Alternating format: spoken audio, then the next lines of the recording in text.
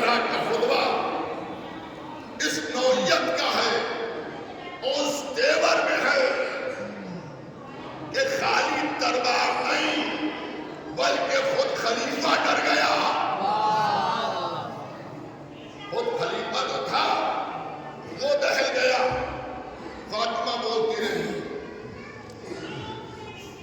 الہی زبان بولی, وہ رتو چودے کی طرح سے ایک حدیث رکھتا رہا کہ ہم نے آپ کے بابا سے سنا ہے کہ ہم گروہ انبیاء نہ وارث بنتے ہیں نہ وارث بناتے ہیں. اور فاطمہ زہرا سلام اللہ علیہا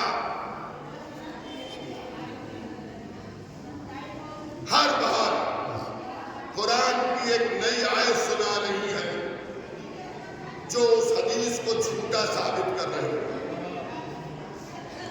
میں کہوں بی بی آپ نے بھی تو اپنے بابا کی حدیثیں سنی ہے, یہ جھوٹی حدیث سنا رہا ہے, آپ سچی حدیث سنا دیجئے.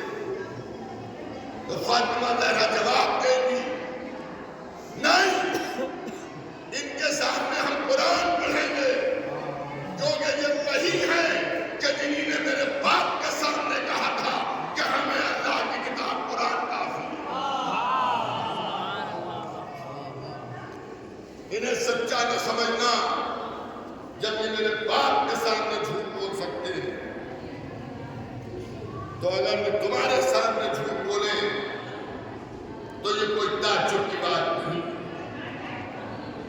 عزیزان گرامی, بیٹی کی حیثیت سے فاطمہ زہرا کی شخصیت کتنی بلند ہے.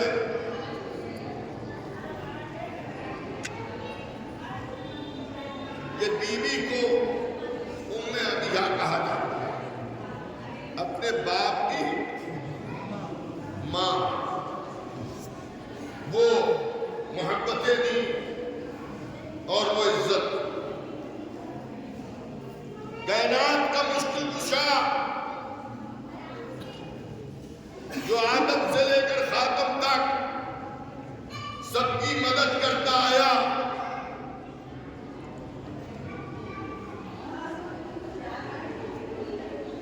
وہ یہ کہہ رہا ہے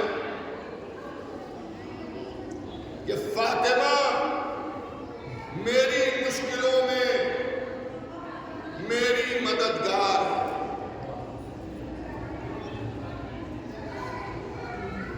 اب آپ سمجھ لیجئے, جو آدم کی مدد کرے, جو نوح کی مدد کرے, جو ابراہیم کی مدد کرے, جو موسیٰ کی مدد کرے, جو عیسیٰ کی مدد کرے, جو داؤد کی مدد کرے, جو یحییٰ کی مدد کرے, جو زکریا کی مدد کرے, جو خاندان خدا کی مدد کرے, جو اولیاء اللہ کی مدد کرے, جو مخلوقات کی مدد کرے, اسے علی کہتے ہیں, اور جو علی کی مدد کرے اسے فاطمہ کہتے ہیں.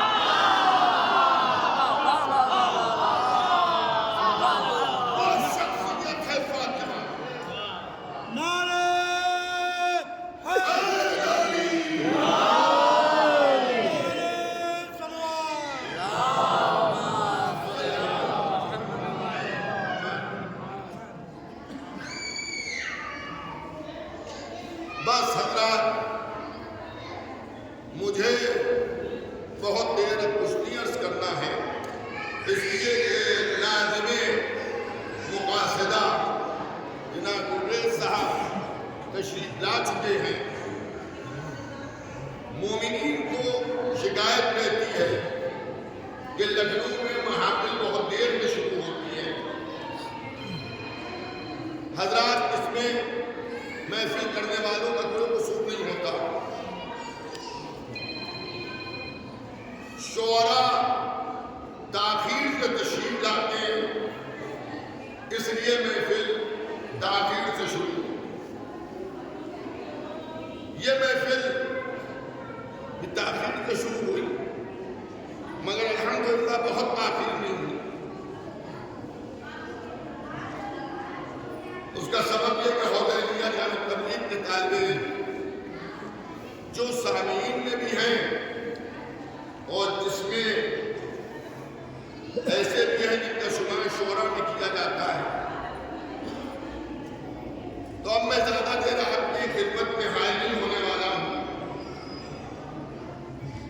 میری تقریر کے بعد یہاں پر دو ایسے شاعر ہیں جو طرح میں کلام نہیں کہہ پائے ہیں. ایک جناب محسن صاحب، دوسرے